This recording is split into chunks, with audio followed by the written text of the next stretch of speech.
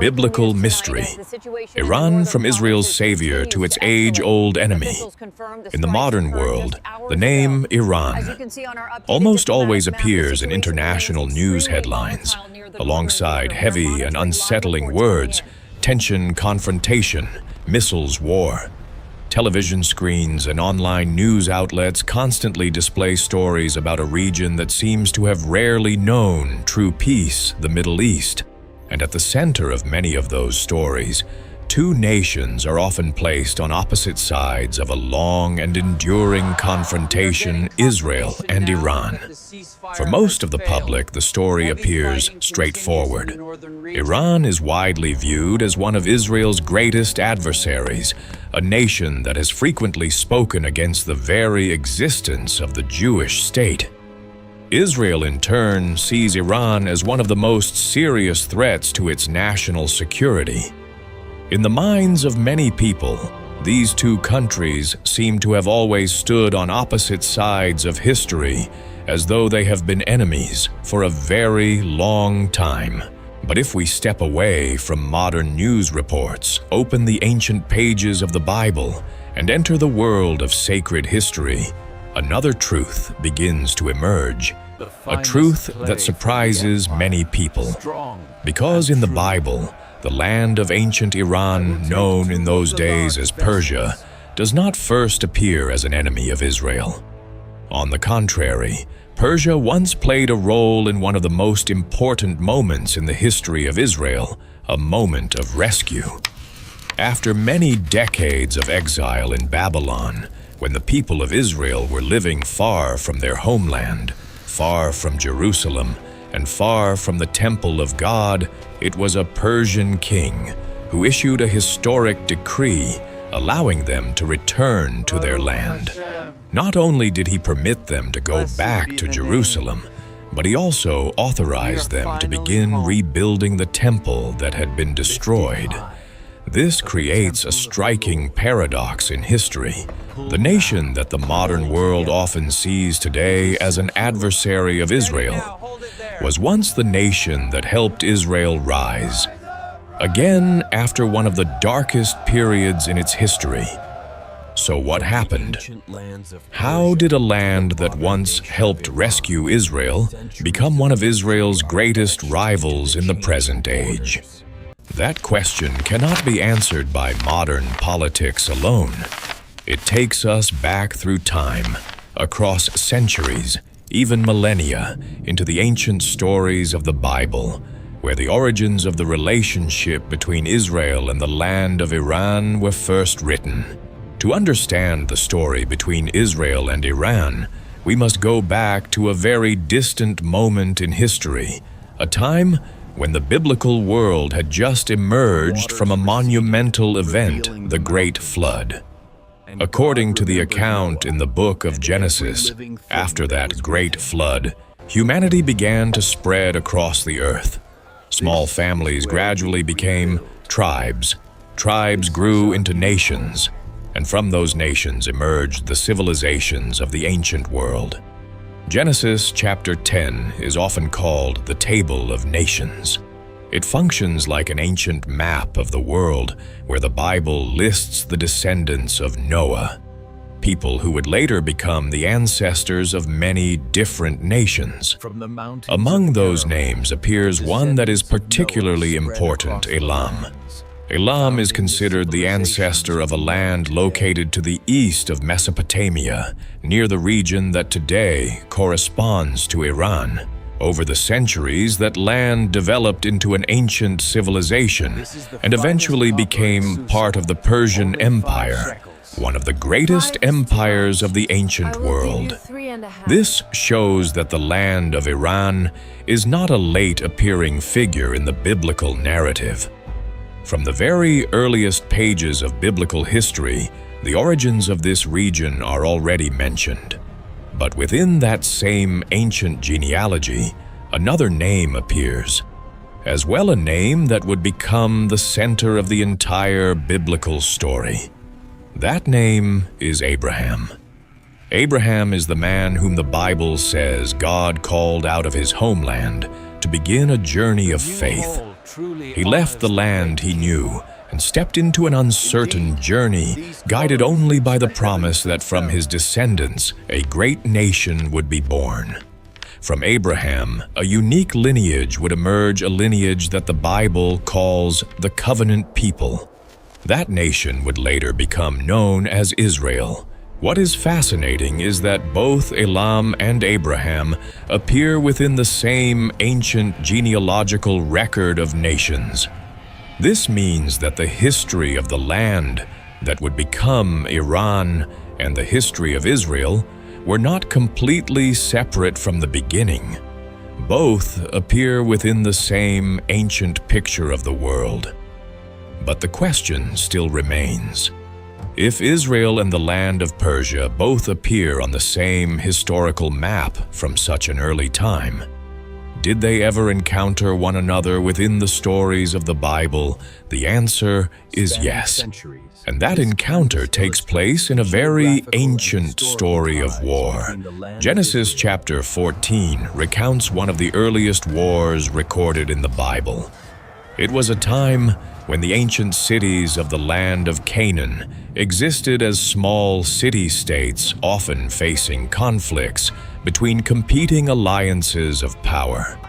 In this story, a coalition of eastern kings marched into the land of Canaan to suppress several rebellious cities. The leader of that alliance was the king of Elam, representing a power that came from the east. This coalition moved down into the land of Canaan and defeated many cities in the region. Among the cities that were conquered were Sodom and Gomorrah. Amid the chaos of that war, one man was taken captive. His name was Lot. Lot was not a king or a famous warrior. He was simply a resident of the city. But Lot had an important connection. He was the nephew of Abraham. After Sodom was defeated, Lot, along with many others, was taken away together with the spoils of war. News of this quickly reached Abraham. Abraham was not the ruler of a great kingdom. He was simply the head of a nomadic family. But when he learned that his nephew had been captured, he decided to act. Abraham gathered the men of his household and his servants, 318 trained warriors in total.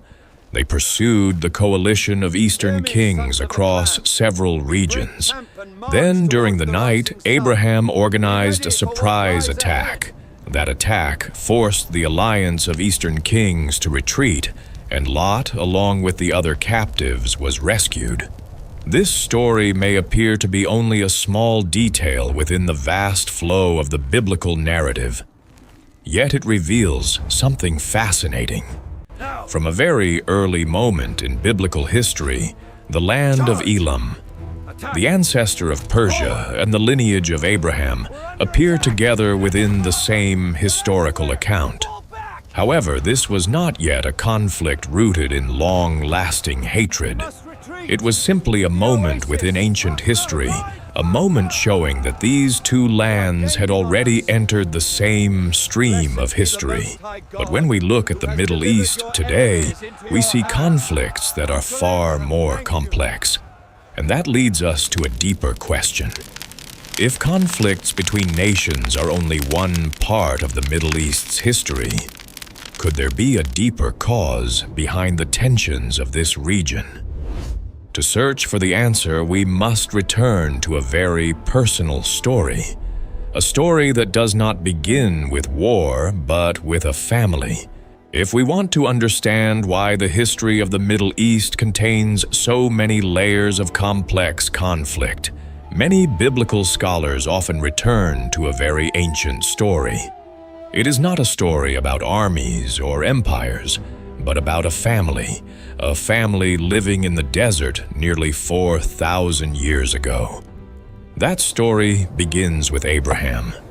According to the Bible, Abraham was the man whom God called out of his homeland to begin a journey of faith. He left the land he knew left behind, the securities of a stable life, and stepped into an uncertain future based solely on a sacred promise. that from his descendants a great nation would arise, and that nation would play a special role in the history of humanity. But there was a problem. Years passed, and the promise still seemed far from fulfillment. Abraham and his wife, Sarah, remained without a child.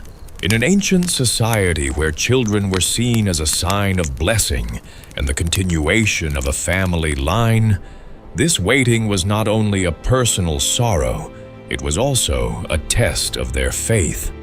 Time continued to pass. The long years of waiting eventually forced Abraham's household to face a difficult decision.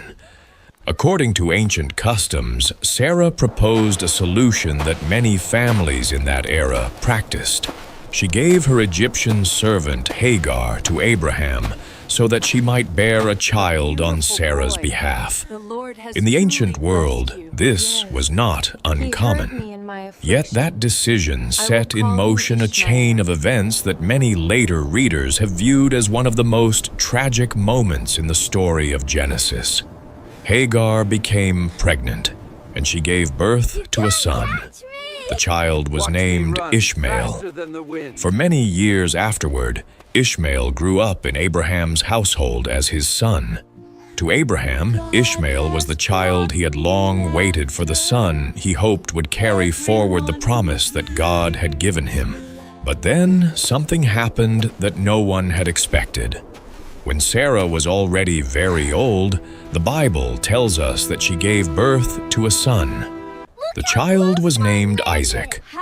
The birth of Isaac was seen as the direct fulfillment of the promise that God had given to Abraham many years earlier. From that moment forward, the story of Abraham's family entered a tense and difficult chapter. 2 children, 2 mothers, and a sacred promise. Within that situation, human emotions, jealousy, anxiety, and fear began to surface. Eventually, a heartbreaking decision was made. Hagar and Ishmael had to leave Abraham's household. The Bible describes a deeply emotional scene. Hagar walked into the wilderness with her child carrying only a small amount of water and bread. In the barren land of the desert, she did not know what future awaited her or her son. It is one of the most sorrowful moments in the book of Genesis. In many religious and historical traditions, these 2 lineages, Isaac and Ishmael, are later understood to have become the ancestors of many different peoples of the Middle East. For that reason, the family story of Abraham is not merely the private story of an ancient household. It becomes part of the larger historical picture of the entire region. Many biblical scholars emphasize that this story should not be interpreted as a simple explanation for modern conflicts, but it does reveal something important from a very early time. The history of the Middle East has been deeply intertwined with stories of family faith and identity. And this leads us to recognize another paradox within history. Although the Middle East contains many ancient stories of conflict, the land of ancient Iran, Persia, once played a very different role in the history of Israel, not as an enemy, but as a rescuer. And that moment would become a major turning point in the entire story. After looking back at the ancient stories of origins and family in the Bible, the history of Israel moves into a completely different stage. It is a period no longer centered on nomadic clans wandering through the desert, but on kingdoms' conquests and powerful empires. Over many centuries, the people of Israel established their own kingdoms in the land of Canaan. Yet their history was not always peaceful. The great empires of the ancient world, Egypt, Assyria, and Babylon, rose one after another and struggled for dominance across the region. Then a major event took place. The Babylonian Empire, under the leadership of King Nebuchadnezzar, marched into Jerusalem. The city was conquered. Its walls were broken down. the sacred temple, the place where the Israelites believed the presence of God dwelled, was burned to the ground. This was a devastating shock for the people of Israel. Many were captured and taken to Babylon. They lived as an exiled people, far from their homeland, far from the temple, far from the sacred symbols that defined their identity as a nation. The sorrowful songs of that period are still preserved in the Bible, in passages where the Israelites remember Jerusalem and wonder whether they will ever be able to return. But history did not end there. To the east of Babylon, a new power was rising. A new empire began expanding its territory. That empire was Persia. The leader of this empire was Cyrus the Great, one of the most remarkable figures in ancient history. Cyrus rapidly expanded his authority and eventually defeated Babylon. That event completely transformed the political landscape of the region. After conquering Babylon, Cyrus made a decision that surprised many people. Instead of keeping the conquered peoples as captives within his empire, he allowed many nations to return to their homelands. Among those nations were the Jews. Cyrus issued a decree allowing them to return to Jerusalem. Not only that, he also permitted them to rebuild the temple of God, the very temple that Babylon had destroyed decades earlier. In the book of Ezra, the Bible even records that Cyrus ordered the sacred vessels of the temple, items that Babylon had taken away, to be returned. Because of this, many Israelites came to view Cyrus as a special figure in their history. In the book of Isaiah, there is a remarkable detail. Cyrus is called the Anointed One of God. This title is normally reserved for the kings of Israel. For a foreign king from Persia to receive such a title reflects a powerful idea. In biblical theology, God can use anyone, even a king from a distant nation, to accomplish his purposes in history. That moment became one of the great turning points in the story of Israel. A foreign empire, Persia, did not destroy Israel. Instead, it helped Israel rise again after the years of exile. And this is what makes the story so paradoxical when viewed from the modern world. If Persia once played the role of rescuing Israel, why is Iran, the land that inherited the legacy of ancient Persia, so often seen today as an adversary of Israel? The answer is not simple. Because even within the Persian Empire itself, another story unfolded. A story that reveals that the history between nations is never painted in a single color. And that story is told in the book of Esther. Looking back through time, we see a rather surprising picture in biblical history. Persia was not originally an enemy of Israel. On the contrary, during the reign of Cyrus, the Great, Persia became the empire that allowed the Jewish people to return to their homeland and rebuild the temple of God in Jerusalem. Yet history is rarely a story composed only of light, for within that very empire that once helped Israel rise again, another danger also emerged, one that nearly wiped out the entire Jewish people. That story is recorded in the book of Esther. At the time when the story of Esther takes place, the Persian Empire had become one of the largest empires in the ancient world. Its territory stretched from India in the east to Ethiopia in the southwest. Dozens of different peoples lived under Persian rule, each bringing with them their own language, culture, and traditions. Among those peoples were the Jews. Although some Jews had returned to Jerusalem after the decree of Cyrus, many others remained scattered throughout the lands of the Persian Empire. They lived, worked, and built new lives within this vast and diverse imperial world. But at the very center of the empire's power, the royal palace, a dangerous story was beginning to unfold. Within the Persian court was a powerful official named Haman. He had gained great favor with the king and had been elevated to a very high position within the administration of the empire. All the officials of the court were required to bow before him as a sign of respect. But one man refused to do so. His name was Mordecai.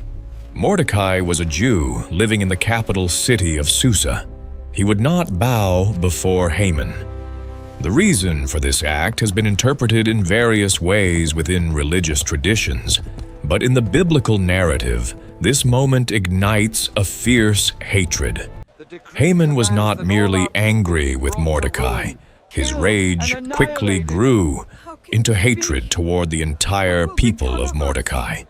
Instead of punishing a single man, Haman decided to carry out a far more terrible plan. He persuaded the king to sign a decree that would allow the destruction of all the Jews throughout the Persian Empire on a single appointed day.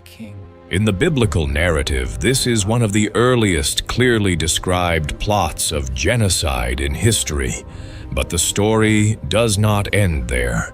For at that very time, within the Persian palace itself, there was a young woman who carried a secret. Her name was Esther. Esther was a Jew, but the Persian king did not know this. After a series of events led the king to search for a new queen, Esther was chosen and became the queen of the empire. When Mordecai discovered Haman's plot, he sent a message to Esther. He told her that perhaps it was for this very moment that she had become queen. Yet approaching the king was no simple matter. Under Persian law, anyone who entered the king's presence without being summoned could be executed immediately. Esther knew that stepping into the throne room could mean death. Nevertheless, she chose to act. After praying and preparing herself, Esther entered the king's palace. The biblical account tells us that the king extended his golden scepter to her, a sign that she was permitted to live. Esther then revealed Haman's plot. In the end, the plan of genocide was stopped. Haman was executed, and the Jews throughout the Persian Empire were saved from catastrophe. The story of Esther became one of the most dramatic and moving narratives in the Bible. It shows that even in the most dangerous moments, history can still turn in unexpected ways. But this story also reveals an important truth. Although Persia once had kings who helped Israel and allowed the Jewish people to return to their homeland, that does not mean the entire Persian Empire always stood on the side of Israel. Even within that empire, hostile forces toward the Jewish people still existed. The history between nations is rarely painted in a single color. It is always a complex picture, where moments of help and moments of hostility can exist side by side. Yet this story also leads us to a deeper question. Are the conflicts between nations simply political and historical events? Or is there something deeper unfolding behind the events of the world? To answer that question, the Bible takes us to one of the most mysterious visions recorded in the book of Daniel. If the story of Esther reveals the political and social tensions within the Persian Empire, the book of Daniel opens a completely different perspective, a perspective that reaches beyond the visible world. Daniel was one of the Jews who lived during the Babylonian exile. He was taken to Babylon when he was still young, and later continued to live under the rule of the Persian Empire after Babylon fell. Throughout his life, Daniel became known as a man of deep prayer. Many stories in the book of Daniel describe him seeking guidance from God while facing the great upheavals of history. In one of the most well-known passages of the book, Daniel recounts that he prayed and fasted for many days. Daniel was searching for understanding about the future of his people. 3 weeks passed, 21 days of prayer. Finally, a messenger from heaven appeared before Daniel. But what the messenger said next makes the story especially mysterious. The messenger explained that he had been sent to answer Daniel's prayer from the very first day Daniel began praying. Yet on his way to Daniel, he had been delayed. The messenger said that he had been opposed for 21 days by a figure called the Prince of Persia. This statement has caused many readers of the Bible to reflect deeply. Because the messenger did not say he was delayed by an earthly king, he said that he was resisted by the Prince of Persia. In the understanding of many biblical scholars, this figure is not a human political leader. Instead, it is interpreted as a spiritual being, an unseen power connected with a nation. The messenger also explains that he was only able to continue his journey after receiving assistance from another heavenly messenger.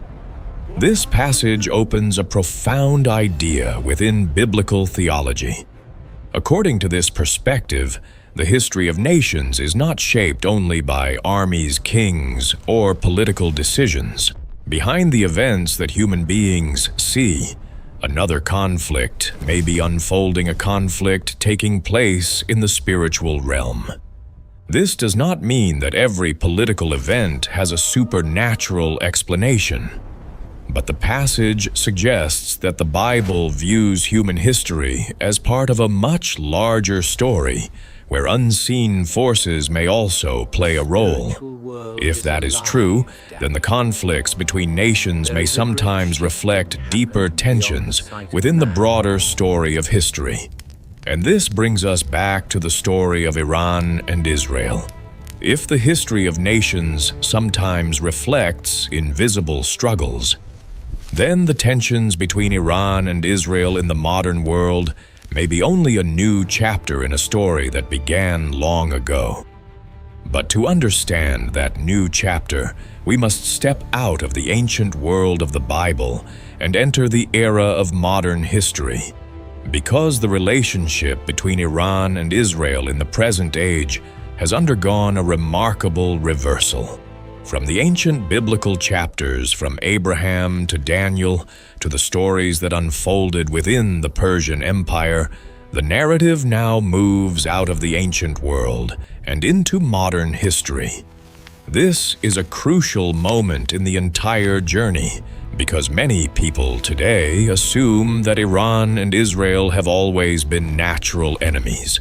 But when we look back at the history of the 20th century, we discover a rather surprising truth. There was a time when Iran and Israel were not enemies at all.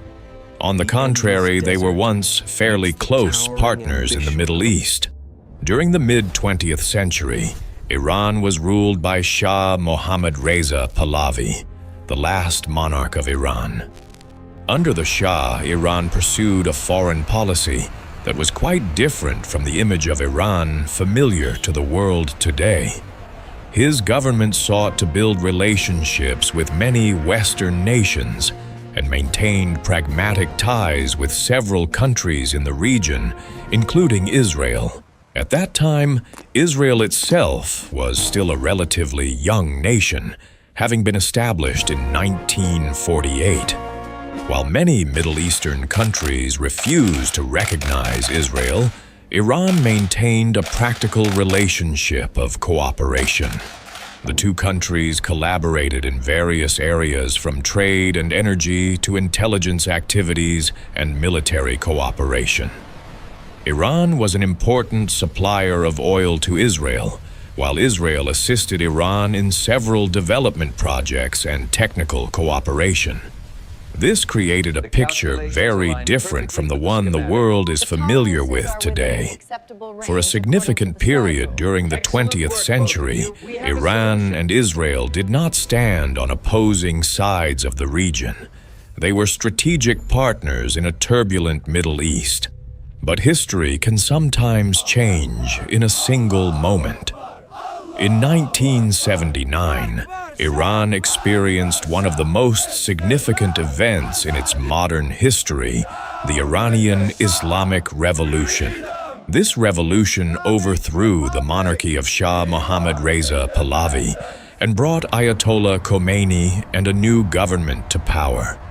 The new leadership carried with it a completely different ideology, not only about domestic politics, but also about Iran's place in the world.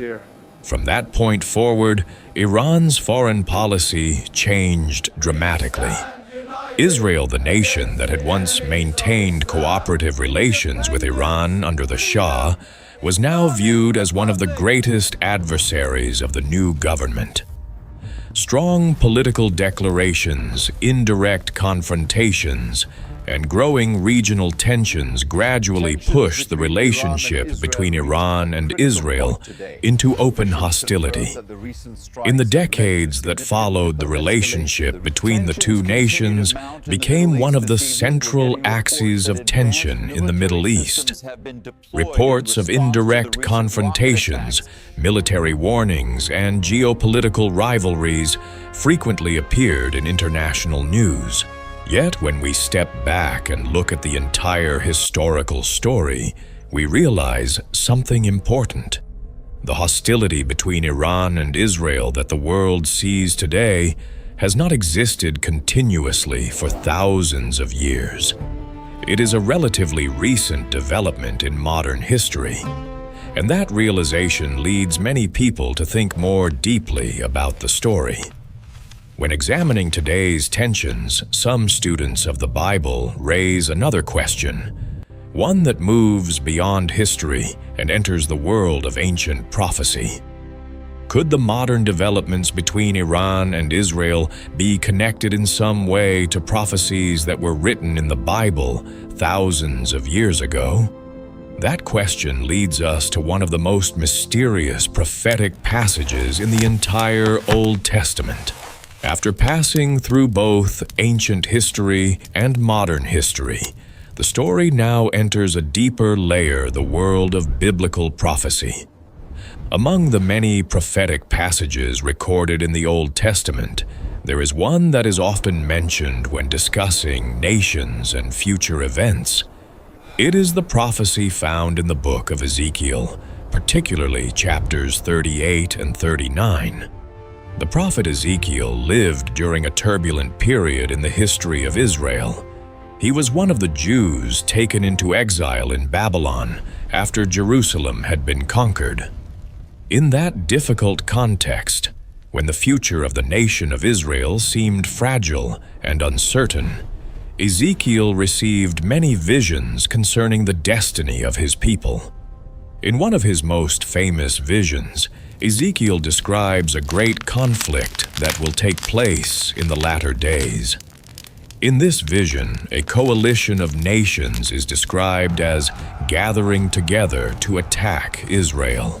The list of nations mentioned in this passage has attracted the attention of many scholars for centuries. Among those names appears one that is particularly striking: Persia. Persia is the ancient name for the land of Iran. This detail has drawn the attention of many students of the Bible because not many modern nations can be directly connected to a name that appears in ancient prophecies. Yet in this case, Persia, the Persian Empire, is the very land that would later become modern Iran. According to some common interpretations, the prophecy in Ezekiel describes a coalition of nations that will emerge during the final period of history, and Persia is mentioned as one part of that alliance. This detail has led many people to reflect when they observe the world today. As news reports speak about military tensions in the Middle East as regional alliances form and nations confront one another, some begin to wonder whether these events might be connected to a larger historical process. At the same time, many biblical scholars emphasize an important point. The prophecies in the Bible are often interpreted in different ways. Not every political event in the modern world should automatically be seen as the direct fulfillment of an ancient prophecy.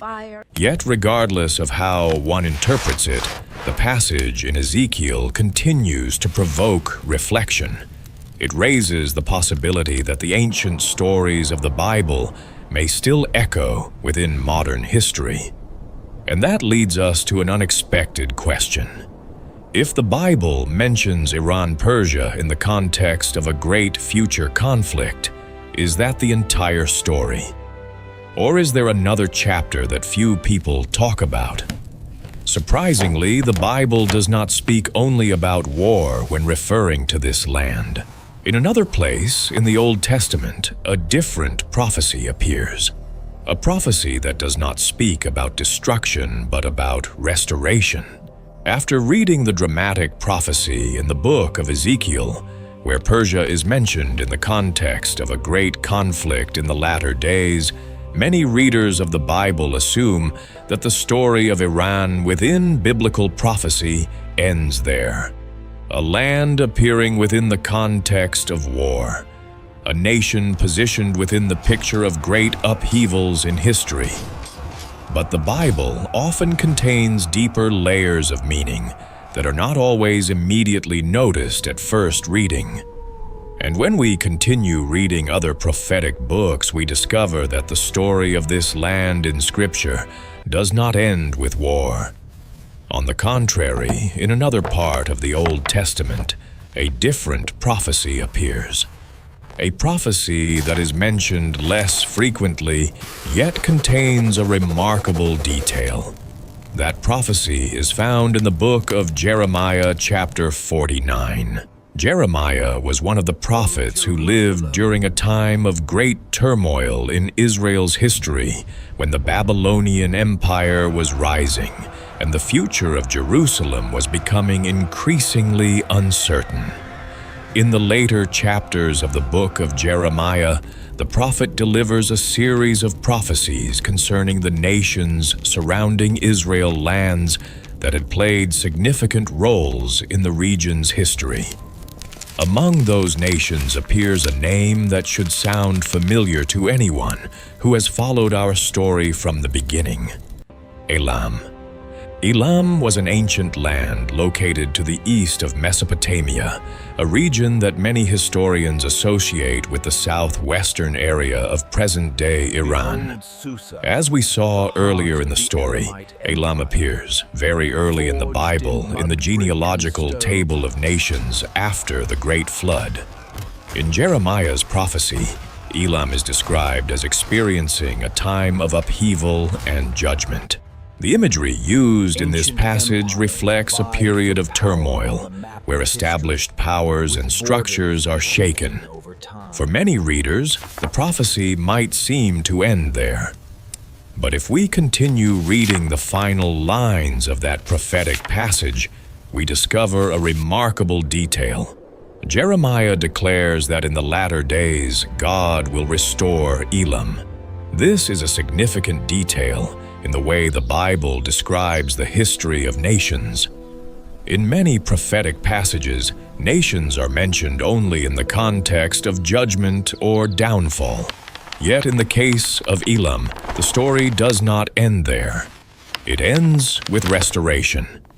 This creates a fascinating picture within the biblical narrative.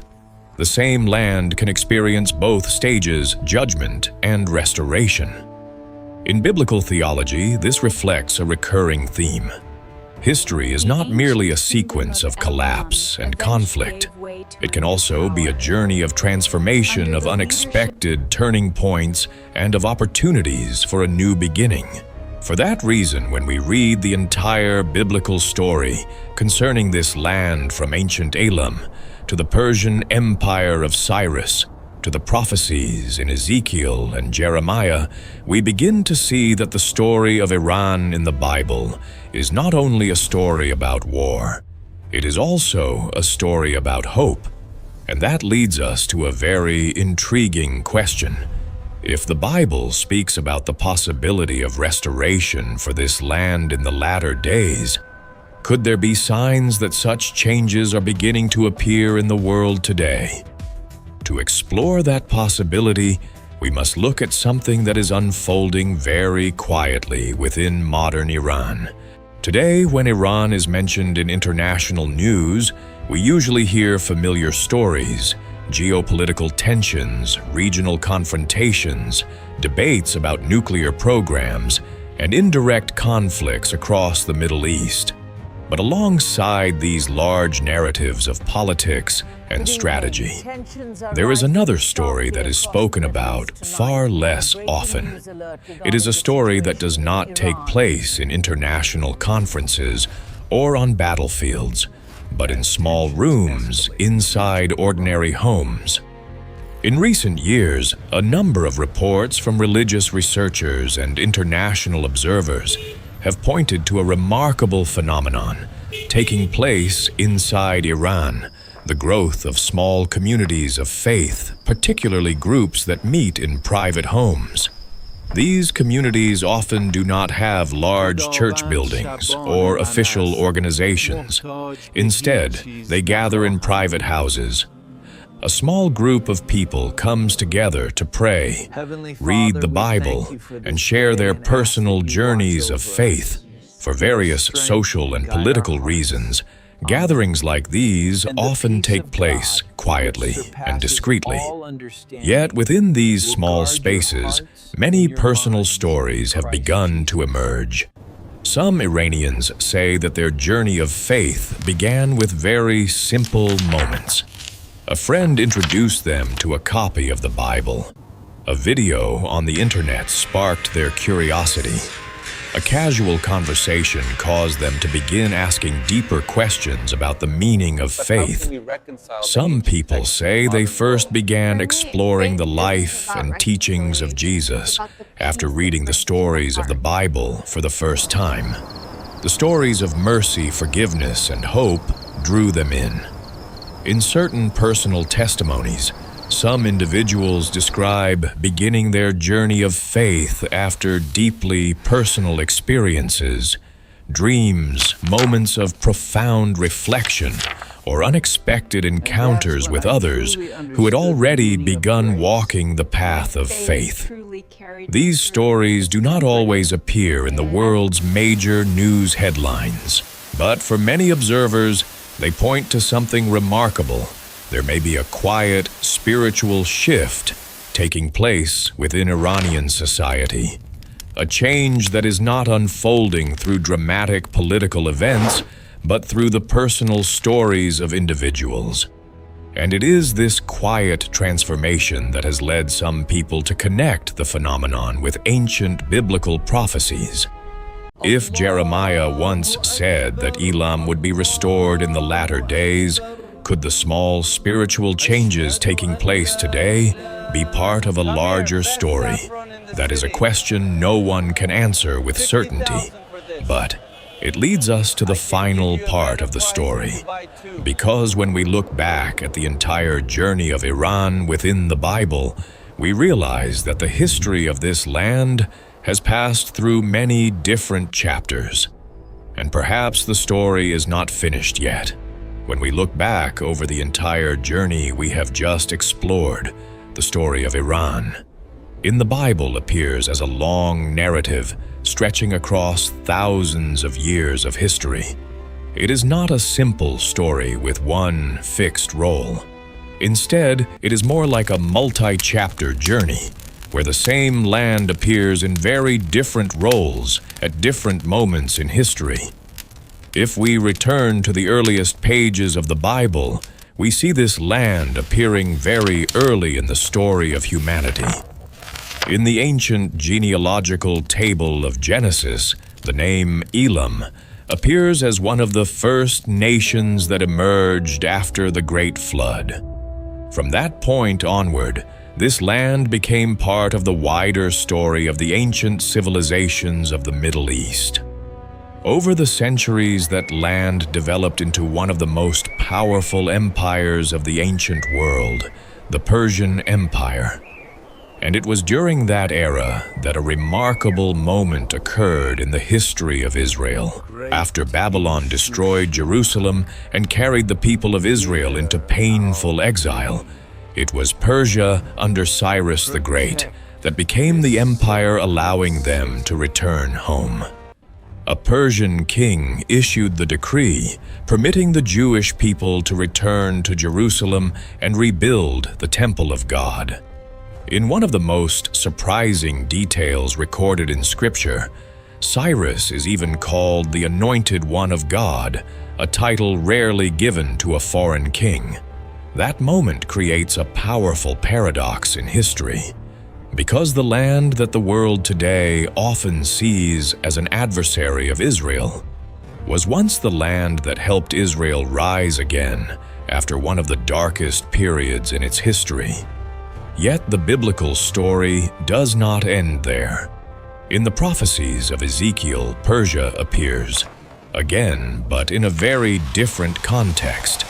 This time, it is not the empire that rescues Israel, but part of a coalition of nations in a great conflict described as taking place in the latter days. This reminds many readers of the Bible that the history of nations in Scripture is not a simple, straight line. A nation can play very different roles in different chapters of history. But even that is not the final chapter. In another prophecy that is mentioned less frequently, the prophet Jeremiah speaks about Elam, the ancient land located in what is now part of Iran. That prophecy describes Elam passing through a period of turmoil and judgment. Yet, the prophecy does not end there.